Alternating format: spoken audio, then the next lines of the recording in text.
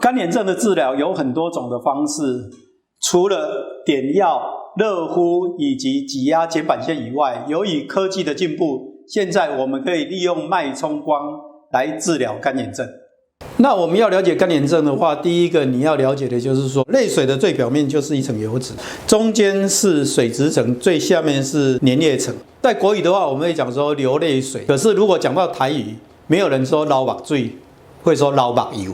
基本上以目前的了解，干眼症最大的比例是缺油跟缺水它混合在一起，那其中很大的一个比例都是睑板腺功能障碍造成，而是完全原发性的缺水的干眼症，它的比例是不高的。我们可以看到这里就是睑板腺，这个是睫毛这个是我们的眼球的表面，就是角膜那这个睑板腺呢，它可以让油脂从这里分泌出来。各位可以看到说，这个地方开口的点它阻塞了，所以这个整个睑板腺呢，第一个它会开始膨胀，第二个它的这个些结构呢，它就会开始破坏掉。那长期下来的话，这个整条腺体它就会萎缩掉，睑板腺没办法正常的分泌油脂来盖住这些水，所以这些水会挥发掉，而造成的缺水就是造成干眼症。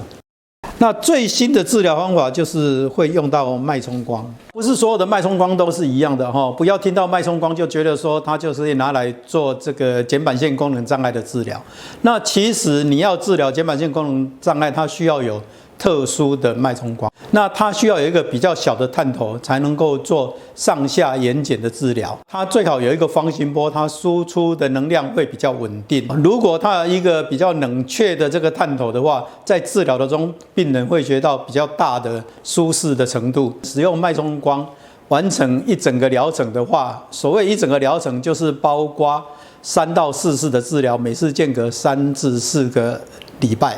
那这样子应该可以维持6到9个月的治疗效果。睑板腺功能障碍我们讲过了，跟这个年纪是有关系的，所以年长者他是比较容易好发的